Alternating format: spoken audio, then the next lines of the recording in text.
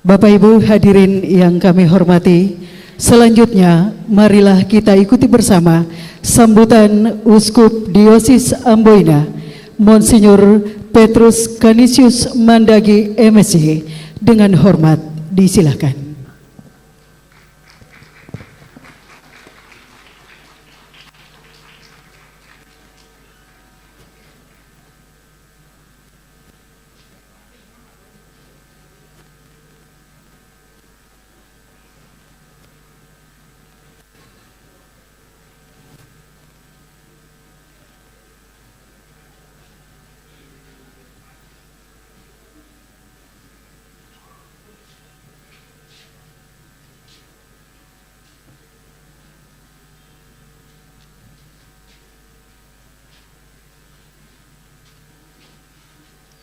Enggak usah.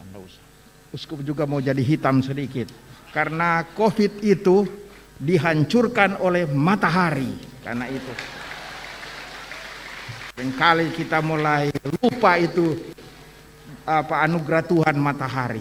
Nah, itu COVID hancur karena matahari mengeluarkan vitamin D.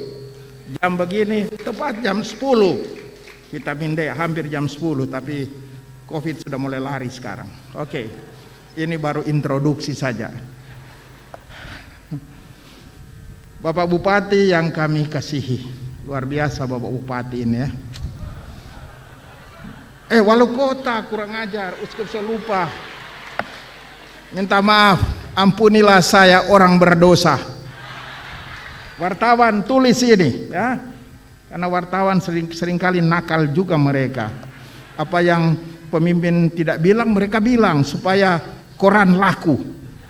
Mereka lebih suka laku daripada kebenaran. Itu nasihat untuk wartawan. Tapi banyak wartawan juga ada di surga, tapi lebih banyak yang ada di neraka. Bertobatlah para wartawan. Oke. Jadi Bapak Wali Kota yang sangat kami kasihi dan hormati. Dan saya sebut saja pejabat-pejabat ya. Entah pejabat politik, eksekutif, yudikatif, dan tif-tif lain. Pokoknya pejabat yang merasa diri pejabat sudah tersinggung dari uskup ya. Dan juga keamanan, polisi dan tentara, juga tokoh-tokoh adat, tokoh-tokoh masyarakat, tokoh-tokoh agama, dan para undangan sekalian yang kami kasihi dan hormati. Pokoknya semua saja saya hormati dan kasihi. Luar biasa Bapak Wali Kota gereja ini. Pastor Jack, so boleh mati ngana. So ada gereja ini. Mar jangan mati dulu. Mati-mati ayang boleh. Luar biasa ini gereja ini. Saya sangka menjadi salah satu gereja yang indah di Keuskupan Amboina ini. Ya. Saya merasa senang dan bahagia. Sebelum saya meninggalkan Keuskupan Amboina dan pindah sebagai Uskup Agung ke Uskupan Agung Merauke, saya mentabiskan 2 gereja indah dan semua ada di Maluku Tenggara, yakni Gereja Tual dan Gereja Oijang. Luar biasa. Terima kasih, ini sebagai pemberian yang terindah kepada uskup. Tapi kalau mau kasih lain boleh juga ya. Ya. Kalau mau kasih lain uskup semua berangkat, kumpul-kumpul Jo ya. Kalau ndak mau langsung Pak Uskup, lewat Jo pastor paroki ya. Oke.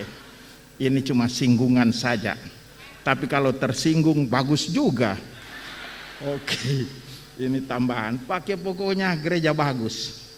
Dan menurut saya gereja bagus ini harus dipelihara, harus dijaga.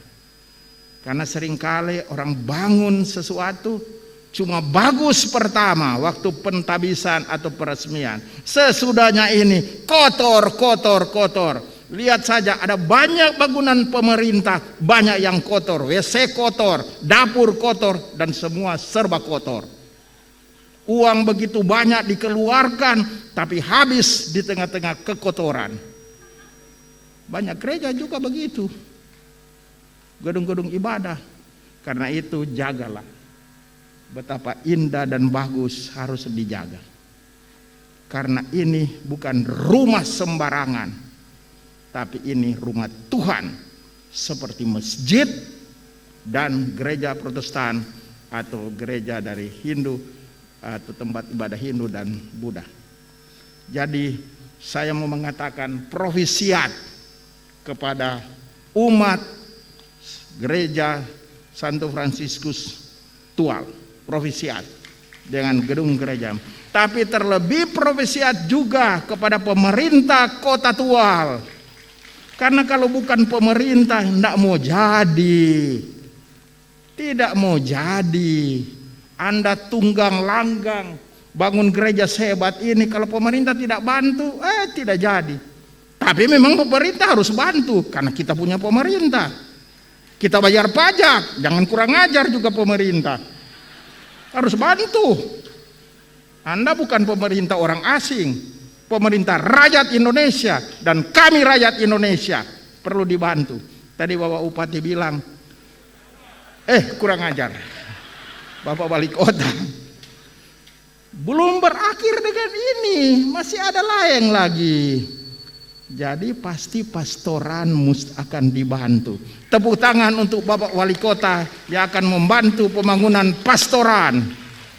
Cuma bukan saya yang akan resmikan. Tapi kalau saya ada waktu saya datang demi Bapak Adam ini. Saya sayang sekali ini Bapak Adam. Apalagi nama Adam. Pasti hawanya bagus juga. Ya toh? Dan banyak hawa-hawa lain di sini. Aduh. Banyak pejabat cari hawa di tempat karaoke. Saya baru lewat ini karaoke Bintang Laut. Mereka bilang banyak pejabat ya datang Bapak Uskup. Dan itu dikawal oleh polisi. Kurang ajar itu polisi juga. Polisi juga makan pinggir. Aduh. Jadi Bapak Kapolres pecat mereka. Tapi jangan-jangan Kapolres juga ke sana. Ya toh? Pura-pura padahal ada hawa baru di sana. Aduh. Apalagi hawa orang Manado. Aduh. Bibir Manado dan bubur Manado. Dan namanya Mandagi. Oke. Jadi pasti akan terbangun. Pastor Jack, jangan dulu mati ngana. Tapi kalau mau mati silakan mati juga. Akan ada ini. Jadi saya terima kasih kepada pemerintah daerah ya. Juga bukan cuma pemerintah daerah, tetapi umat beragama yang lain. Umat Muslim, umat Protestan, Hindu dan Buddha.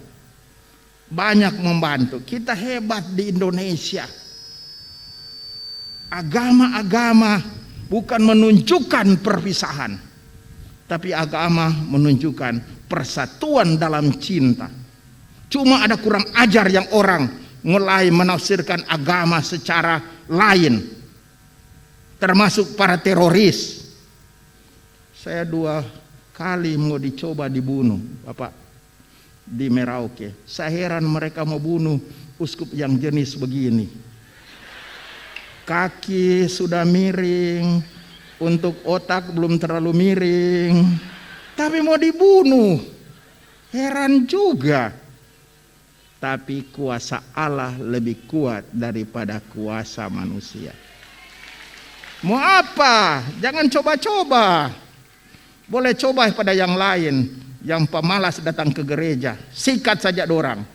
Ya, atau pemalas hidup baik. Tapi yang orang beriman enggak apa mati juga.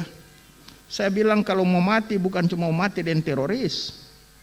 Mati juga jatuh di pinggir jalan. Nah, mati ya rupa Pastor Jack bukan karena teroris dia mau mati. Ya. Karena jantung barangkali. Jantung tak pukul terus. Dan dia pukul terus pada dia dan sebagainya. Jadi saya mau dibunuh, tapi ya tidak. Saya berjalan-jalan sesudah ada usaha pembunuhan di Merauke. Pas saya memberi krisma di beberapa gereja di Merauke, di kota Merauke dan di Kabupaten Kepi. Dan saya berteriak di sana dengan lantang karena ini kesempatan saya mau mengatakan hal yang benar. Saya katakan pasti dengan adanya teroris ini, umat muslim pasti dalam keadaan takut juga. Nanti disangka bahwa yang teroris adalah umat muslim. Saya berteriak kepada umat muslim, jangan mengatakan begitu. Tidak. Para teroris itu cuma memakai nama agama muslim demi kepentingan mereka. Mereka bukan muslim, mereka kafir. Benar toh? Kalau tidak benar, marah saya. Karena orang muslim itu orang baik. Ajaran muslim ajaran baik, bukan ajaran bunuh-membunuh seperti ajaran agama lain. Karena itu saya berteriak, jangan takut.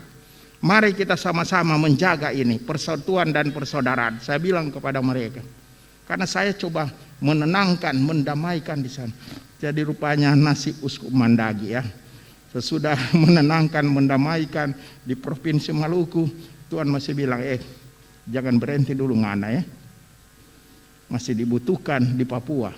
Aduh, sudah umur 72 begini, masih dipindahkan lagi. Padahal banyak tuh pastor-pastor yang masih muda batang-batang. Ya, masih banyak. Ini mereka sekarang sibuk menjadi uskup di Amboina. Walaupun tidak muka calon uskup, rupa mau jadi calon uskup. Nakal juga mereka. Tunggu saja nanti Vatikan yang menentukan, bukan Uskup Mandagi, bukan Anda. Terima saja, siapa saja yang menjadi uskup di sini, terima. Jadi kembali kepada poin, yakni ini gereja ini sebenarnya adalah lambang dari 3 kekuatan. Kekuatan agama, kekuatan adat, dan kekuatan pemerintah. Ini lambang dari 3 kekuatan. Dan terlihat di sini agama ya, tetap karena kekuatan agama bisa buat ini. Tapi karena kekuatan adat juga bisa buat ini. Budaya Yelim, budaya Maren, itu kekuatan adat yang jangan dihancurkan. Dan jangan dipakai adat untuk kepentingan politik. Saya melihat seringkali sasi sudah dipakai untuk kepentingan politik. Saya masuk desa Namar 3 tahun lalu. Mereka tutup pasang sasi karena calon-calon kepala desa, kepala batu Bekelai. Saya injak itu sasi. Karena menurut pendapat saya, leluhur mengeluarkan adat demi kebaikan, bukan demi kehancuran. Jadi bukan sasi itu, sasa itu. Nah, dan jadi saya injak, mereka marah. Coba pukul uskup, kamu pukul uskup, nanti tanggung konsekuensinya. Tapi rupanya mereka bertobat sudah. Jadi jangan itu sasi dipakai untuk kepentingan politik. Sasi sana, sasi sini. Lama-lama mereka sasi Pak Adam Tahir. Karena dia mau buat calon gubernur dan sebagainya. Atau calon lain. Jangan. Sasi adalah hal yang indah. Adat adalah hal yang ini. Kekuatan adat. Tapi juga kekuatan pemerintah. Selama saya menjadi uskup, berapa banyak gereja terjadi di keuskupan Amboina. Bukan karena terutama, karena umat keuskupan itu kaya. Tidak. Tapi karena pemerintah daerah sangat-sangat membantu. Luar biasa. Dan keuskupan lain mulai belajar dari Uskup Mandagi. Ya belajar sudah daripada kamu bodoh. Bodoh. Akhirnya lah bodoh. Bantuan banyak. Daripada banyak pejabat korupsi itu bantuan lebih baik untuk gereja. Karena itu para pejabat jangan pergi di bintang laut. Di sana cuma ada banyak hawa-hawa. Tapi di sini ada hawa yang betul. Ada Tuhan. Gereja ini sekali lagi. Jangan cuma menjadi lambang kesombongan. Seperti juga gedung ibadah lain. Lambang kehebatan. Dan sehingga di Indonesia kita bersaing membangun gedung ibadah. Tapi seringkali bukan sebagai alat atau sarana menjadi orang baik.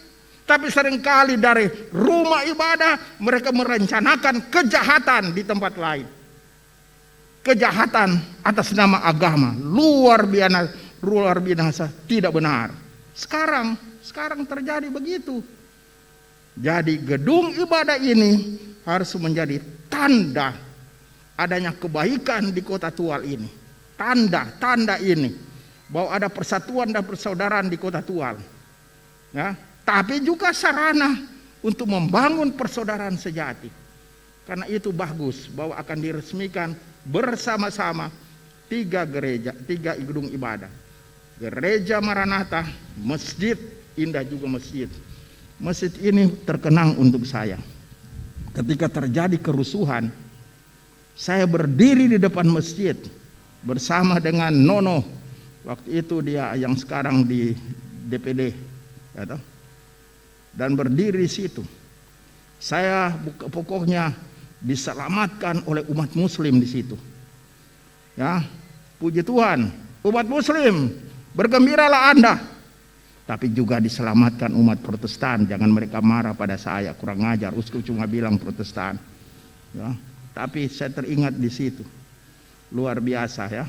Jadi ada juga gereja Katolik ini, tanda persaudaraan, dan itu dijaga.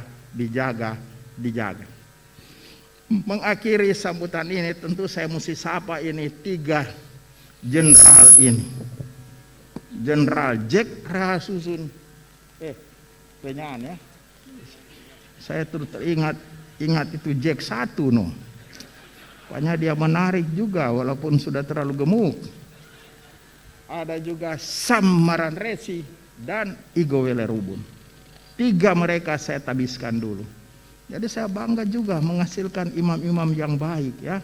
Asal terus jangan uskup pindah di Merauke kamu jadi imam-imam yang jahat.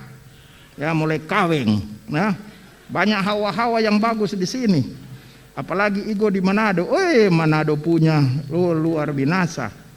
Ya, Sam provinsial. Main mata di mana-mana.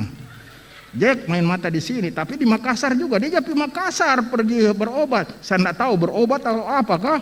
Jangan-jangan soal ada di sana. Saya tidak tahu. Ini jangan curiga. Tapi kepada 3 konfrater ini, provisiat dengan 25 tahun sebagai imam. Provisiat.